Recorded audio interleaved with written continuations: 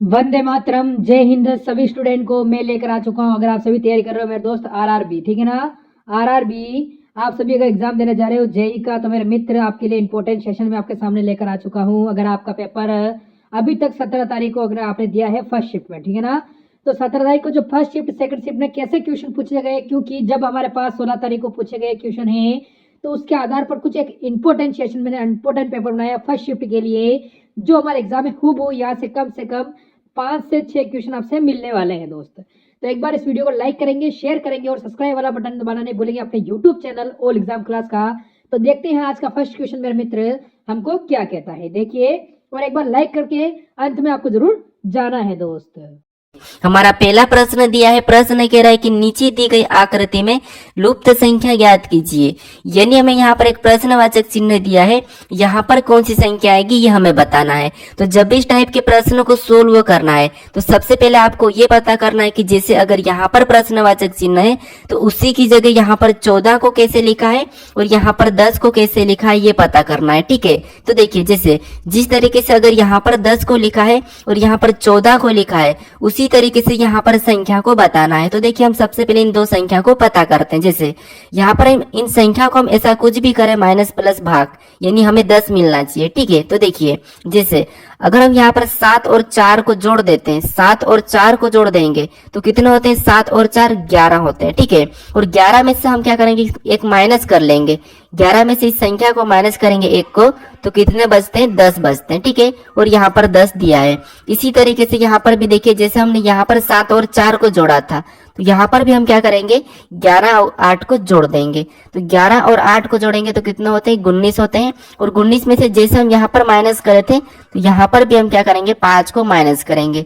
तो 19 में से 5 को माइनस करते हैं तो कितने बचते हैं, 14 बचते हैं, ठीक है। तो देखिए, यहाँ पर भी 14 दिया है, यानी यहाँ पर दोनों आकृति में सेम तरीके से संख्या लिखी है। तो हम क्या करेंगे, उसी तरीके से यहाँ पर भी बताएंगे। तो देखिए, जैसे सबसे पहले हम यहाँ पर संख्या जोड़ेंगे 12 और 9 को।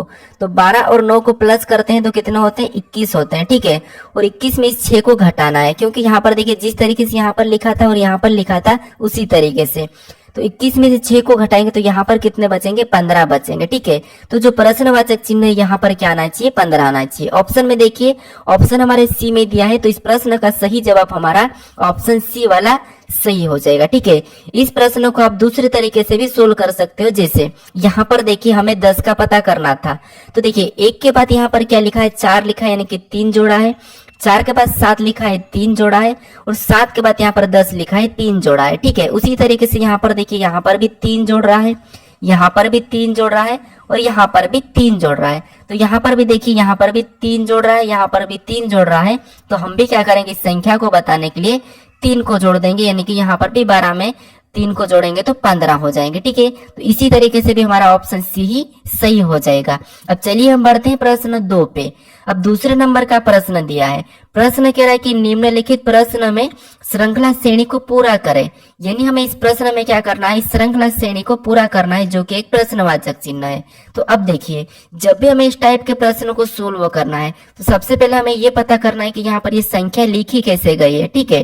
तो देखिए, यहाँ पर देखिए, जैसे यहाँ पर 19 लिखा है, फिर 9 लिखा है, फिर 28 लिखा, 37 लिखा, 65 लिखा।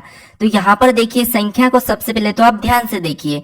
तो ध्यान से देखेंगे तो यहाँ पर इन दोनों संख्या को आपस में जोड़ देंगे तो कितने हो जाएंगे, 28 हो जाएंगे। और 28 लिखा है, ठीक है। और इसी तरीके से यहाँ पर 28 लिखा है। और इसी तरीके से अब क्या करेंगे, देखिए यहाँ पर इस 9 और 28 को जोड़ के देखते हैं। तो यहाँ पर 9 और 28 को जोड़ेंगे तो कितने हो जाएंगे, 37 हो जाएंगे, ठीक है। और 37 भी यहाँ पर लिखा है। तो क्या करेंगे, आगे भी हम यही तरीका देखते हैं। जैसे अब हम 28 और 37 को जोड़ेंगे, 28 और 37 को आपस में जोड़ देंगे तो कितने हो जाएंगे, 65 हो जाएंगे। और 65 भी यहाँ पर दिया है, ठीक है। तो अगर हमें अगली संख्या बताना है तो क्या करेंगे, हम अगली संख्या बताने के लिए हम यहाँ पर 37 में 65 को जोड़ देंगे। जब हम 37 में 65 को जोड़ेंगे तो कितने हो जाएंगे, यहाँ पर 102 हो जाएंगे। यानी जो प्रश्नवाचक चिन्ह है यहाँ पर क्या आना चाहिए, 102 आना चाहिए, ठीक है। तो ऑप्शन में देखिए 102 हमारा ऑप्शन नंबर सी में दिया है, तो ऑप्शन हमारा सी सही हो जाएगा, ठीक है। यहाँ पर क्या किया था, देखिए 19 में 9 को जोड़ा, 28 लिखा, फिर 9 में 28 को जोड़ा तो यहाँ पर 37 लिखा, फिर 19 में 37 को जोड़ा तो यहाँ पर 65 लिखा, और यहाँ पर 37 में 65 जोड़ा तो हमने यहाँ पर 102 लेके आए हैं। तो 102 यानी कि हमारा ऑप्शन सी इस प्रश्न का सही जवाब होगा। ठीक है, अब चलिए हम बढ़ते हैं प्रश्न 3 पे। अब तीसरे नंबर का प्रश्न दिया है। प्रश्न कह रहा है कि जैसे पहली दो संख्याओं का संबंध है उसी प्रकार दूसरी दो संख्याओं का संबंध बताइए। यानी प्रश्न का कहने का मतलब ये है कि जैसे पहली इन दो संख्याओं का संबंध है उसी तरह से हमें दूसरी दो संख्या का संबंध बताना है। ठीक है, तो देखिए यहाँ पर हमें क्या करना है, जैसे सबसे पहले तो हमें इन संख्या को पता करना है कि इन संख्या का संबंध कैसे है। ठीक है, तो देखिए अगर हम इन संख्या को ध्यान से देखेंगे तो यहाँ पर क्या लिखा है, 53 लिखा है। अगर हम इनको आपस में बदल देते हैं, ठीक है, तो यहाँ पर देखिए आपस में बदल देंगे, यानी कि यहाँ पर देखिए जिससे आपस में बदलेंगे तो 3 को पीछे को आगे लिखा और आगे को पीछे लिखा है। ठीक है, तो ऐसा ही हमें ऑप्शन देखना है कि जो संख्या आपस में बदलने पर 35 हो जाए। ठीक है, तो देखिए यहाँ पर हमें क्या मिल रहा है, 37 और यहाँ पर 73। अगर हम 37 को आपस में बदल देते हैं, जैसे हम आगे को पीछे लिखते हैं और यहाँ पर देखिए पीछे को आगे, तो यहाँ पर भी पीछे से आगे और यहाँ पर भी पीछे से आगे, दोनों की दोनों ऑप्शन हमारे मैच हो रहे हैं। यानी कि यहाँ पर क्या आना चाहिए, 37, उसके बाद देखिए यहाँ पर 73, क्योंकि जिस तरीके से यहाँ पर संख्या को पलटा गया था तो यहाँ पर भी इस ऑप्शन को रखने पर संख्या को पलटेंगे तो यहाँ पर ये वाला जोड़ा बनेगा। ठीक है, अगर हम ऑप्शन बी को देखेंगे तो देखिए यहाँ पर 42 और यहाँ पर 22 दिया है, ये नहीं होगा। यहाँ पर 16 और 62 दिया है, यहाँ पर भी पलटने पर नहीं होगा। यहाँ पर 54 और 43 दिया, यहाँ पर भी पलटने पर नहीं होगा। तो हमारा ऑप्शन ए ही क्या होगा, सही जवाब होगा। ठीक है, तो सबसे पहले आपको क्या करना था, इन संख्या को पता करना था कि इनका संबंध कैसे है। ठीक है, जैसे इनका संबंध था हमने भी सेम तरीके से इनका संबंध बताए। अब देखिए दोस्तों, आप यहाँ पर प्रैक्टिस सेट सोल्व कर रहे हैं, तो आपको प्रैक्टिस सेट सोल्व करना यानी कि आपको वीडियो देखने का ही मकसद नहीं है। ठीक है, आपको हर किसी प्रश्न को सोल्व करते आना चाहिए और कैसे सोल्व करते वो तरीका सीखना है। ठीक है, जब आप यहाँ पर तरीका नहीं सीखोगे तो फिर आप एग्जाम में कैसे प्रश्न को सोल्व कर पाओगे। तो मैं यहाँ पर आपको मैं आराम से प्रश्न को सोल्व करवा रहा हूँ, तो आप अच्छे से प्रश्नों को कैसे सोल्व करते हैं, किस टाइप के प्रश्नों को कैसे सोल्व किया जाता है, आप बस ये देखिए। ठीक है, अगर आप चैनल पर नए हो तो इस चैनल को जरूर सब्सक्राइब कर लीजिएगा। ठीक है, चलिए हम बढ़ते हैं प्रश्न 4 पे। अब 4 नंबर का प्रश्न दिया है। प्रश्न कह रहा है कि एक निश्चित कोड भाषा में PALM को QCOQ लिखा जाता है, इसी कोड भाषा में STEM को किस प्रकार लिखा जाएगा, ये प्रश्न पूछा है। अब देखिए आपको ऐसा प्रश्न मिलेगा, अगर आपको ये प्रश्न सोल्व करते पता ही नहीं है कि कैसे सोल्व करना, तो फिर आप कैसे सोल्व कर पाओगे। ठीक है, तो इसीलिए आप सबसे पहले आप तरीका समझिए। अगर आपको पहले से सोल्व करते आता भी हो तो फिर आप खुद से सोल्व करने की कोशिश करें कम समय में। ठीक है, तो चलिए जैसे यहाँ पर हमें क्या करना है, एक एक अक्षर को देखना। तो देखिए जैसे यहाँ पर P के बाद यहाँ पर Q को लिखा है, यहाँ पर 1 को जोड़ा है। ठीक है, फिर देखिए यहाँ पर A के बाद C को लिखा है, यहाँ पर 2 को जोड़ा है। अब देखिए यहाँ पर L के बाद O लिखा है, तो यहाँ पर भी 3 को जोड़ा है। फिर देखिए यहाँ पर M के बाद Q लिखा है, यानी यहाँ पर देखिए अब यहाँ पर -4 कर रहा है। ठीक है, तो यहाँ पर आपको क्या मिला है, सबसे पहले तो इसने 1 को जोड़ा है, फिर 2 को जोड़ा है, फिर 3 जोड़ा है, फिर -4 किया है। ठीक है, क्या किया है, -4 नहीं, यहाँ पर माइनस नहीं +4 ही हो रहा है। ठीक है, M 13 पे आता है और Q हमारा 17 पे आता है, तो यहाँ पर भी +4 हो रहा है। अब देखिए आपको क्या मिला, यहाँ पर +1 +2 +3 +4। तो आपको क्या करना है, इसी तरीके से एस हमारा 19 पे आता है, एक जोड़ेंगे तो कितने हो जाएंगे, 20 हो जाएंगे, और 20 नंबर पे टी आता है तो ये टी लिख लेंगे। अब देखिए यहाँ पर 2 जोड़ देंगे, टी में 2 जोड़ेंगे तो टी 20 पे आता है, और 2 जोड़ेंगे तो 22, और 22 नंबर पे वी आता है। ठीक है, तो वी को लिखेंगे। अब देखिए ई दिया है, ई हमारा ABCD में 5 नंबर पे आता है, और 5 पे हम अब क्या करेंगे, हम देखिए यहाँ पर 1 जोड़ा, यहाँ पर 2 जोड़ा, अगला हम 3 जोड़ देंगे। तो यहाँ पर देखिए 5 में 3 जोड़ेंगे तो 8 हो जाएंगे, यानी कि यहाँ पर H आएगा। ठीक है, फिर यहाँ पर M दिया है, M में 4 को जोड़ेंगे तो देखिए यहाँ पर M में 4 को जोड़ देंगे तो Q हो जाएगा। ठीक है, यानी कि यहाँ हमने 4 को प्लस किया। तो जिस तरीके से यहाँ पर जो अक्षर लिखे थे हमने भी उसी तरीके से यहाँ पर अक्षर को लेकर आए। ठीक है, तो ऑप्शन में देखिए TVHQ ऑप्शन में देखेंगे तो ऑप्शन नंबर हमारे ए में दिया है, तो ऑप्शन नंबर हमारा ऑप्शन ए वाला सही हो जाएगा। ठीक है, चलिए हम बढ़ते हैं प्रश्न 5 पे। अब 5वें नंबर का प्रश्न दिया है। प्रश्न कह रहा है कि नीचे दिए गए विकल्पों में से विषम को चुनिए। यानी दोस्तों हमें यहाँ पर 4 विकल्प दिया है और हमें एक ऐसा विकल्प बताना है जो अलग है। तो हमें यही प्रश्न कह रहा है कि विषम को चुनिए। ठीक है, तो देखिए जैसे हम सबसे पहले ऑप्शन को देखेंगे यहाँ पर, क्योंकि इन प्रश्नों में हमें सबसे पहले ऑप्शन को ही देखना है। विषम देखना है तो हमें ऑप्शन को देखना है। तो देखिए जैसे यहाँ पर देखेंगे तो ये 5 लिखा है, ये 5 का वर्ग है और ये 5 ही का घन है। यानी इस संख्या का एक बार क्या है, वर्ग है, फिर दूसरा क्या है, घन है। यहाँ पर देखिए 7 है। ठीक है, ये 7 का वर्ग है, ये 7 का घन है। तो यहाँ पर देखिए इसका एक बार तो वर्ग है और दूसरी बार घन भी है। ठीक है, पीछे घन लिखा है और बीच में वर्ग लिखा है। अब यहाँ पर देखिए 6 लिखा है और ये 6 का वर्ग है और ये 6 का वर्ग नहीं है। तो देखिए घन नहीं है, तो ये एक बार तो इसने 6 का वर्ग लिखा है, लेकिन दूसरी बात इसका घन नहीं लिखा है। ठीक है, नहीं लिखा है। फिर देखिए यहाँ पर देखेंगे तो ये 8 का 64 वर्ग है और ये 8 का 512 घन है। यानी कि पहली बार वर्ग लिखा है और पीछे इसने घन लिखा है। तो अब देखिए आपको यहाँ पर अलग कौन सा दिख रहा है, यानी कि विषम कौन सा दिख रहा है। यहाँ पर पहली संख्या का दोनों कोई वर्ग और घन है, यहाँ पर भी वर्ग और घन है, यहाँ पर भी वर्ग और घन है। लेकिन यहाँ पर पीछे वाली संख्या घन नहीं है। 6 का घन होता है 216, कितना होता है 216, लेकिन यहाँ पर 108 लिखा है। ठीक है, तो ये हमारा क्या है, ऑप्शन अलग है। तो यही हमारा विषम होगा, यानी कि ऑप्शन सी हमारे इस प्रश्न का सही जवाब होगा। ठीक है, अब चलिए हम बढ़ते हैं प्रश्न 6 पे। अब 6 नंबर का प्रश्न कह रहा है कि नीचे दिए गए शब्द का उपयोग करके कौन सा विकल्प नहीं बनाया जा सकता। यानी देखिए नीचे दिए गए शब्द का उपयोग करके कौन सा विकल्प नहीं बनाया जा सकता, ये प्रश्न पूछा है। अब देखिए जैसे हमें क्या शब्द दिया, ये दिया है, ये शब्द दिया है। ठीक है, यानी कि ये अक्षर है, तो हमें इसका प्रयोग करके ऑप्शन में बनाना है। लेकिन एक विकल्प ऐसा है जो नहीं बन रहा है, हमें यही पता करना है। अब देखिए यहाँ पर अगर हम ध्यान से देखेंगे तो एस दिया है, ई दिया है, यहाँ पर भी एस, यहाँ पर भी एस, यहाँ पर आई ओ एन, ये तो बन रहा है। फिर देखिए ये तो हमारा ऑप्शन ए वाला बना है। अब यहाँ पर देखिए पी को देखेंगे तो पी दिया है, यहाँ पर ओ को देखेंगे तो ओ भी दिया है, एस को देखेंगे तो एस भी दिया है, ई को देखेंगे तो ई भी दिया है। तो ये भी हमारा बन रहा है ऑप्शन देखिए सी वाला। यहाँ पर पी दिया है, ओ दिया है, फिर देखिए यहाँ पर आई दिया है, एस भी दिया है और ई भी दिया है। तो ये भी हमारा ऑप्शन बन रहा है। ठीक है, तो ऑप्शन देखिए अब डी को चेक करेंगे तो ओ दिया है, लेकिन देखिए बी हमारा वहां पर नहीं दिया है और हमें यही पूछा था कि कौन सा विकल्प नहीं बन रहा। तो देखिए यहाँ पर बी दे दिया है और बी हमारा इस शब्द में नहीं है, तो इसीलिए हमारा ऑप्शन बी वाला नहीं बन रहा है। तो ये हमारा क्या होगा, सही जवाब हो जाएगा। ठीक है, कौन सा होगा, ऑप्शन डी वाला। अब चलिए हम बढ़ते हैं प्रश्न 7 पे। अब 7वें नंबर का प्रश्न दिया है। प्रश्न कह रहा है कि बी तथा क्यू भाई है। अब देखिए बी और तथा क्यू दोनों क्या है, भाई है। तो मैं ये भाई का बना देता हूँ, ये दोनों के दोनों भाई है। ठीक है, फिर देखिए क्यू एल का पुत्र है। अब देखिए क्यू क्या है, एल का पुत्र है। मान लीजिए ये क्यू है। ठीक है, ये क्या है, एल का पुत्र है, यानी ये एल का पुत्र है।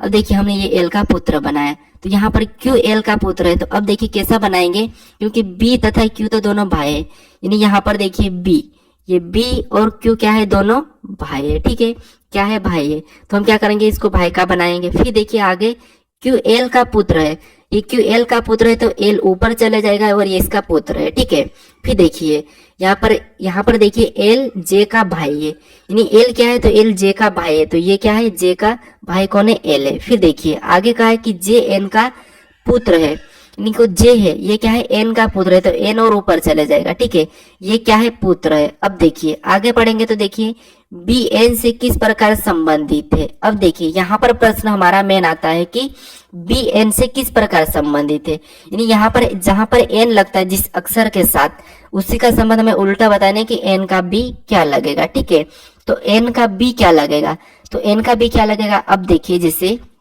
ये इसका बेटा है, ठीक है, और ये इसका भाई है, जे का भाई है, यानी कि इसका ही बेटा भी है। ठीक है, ये भी इसका बेटा ही है। तो यहाँ पर देखिए इसके, यानी कि मान लीजिए, अब मैं आपको कैसे बताऊं, जैसे ये अपना क्या है, पिता है।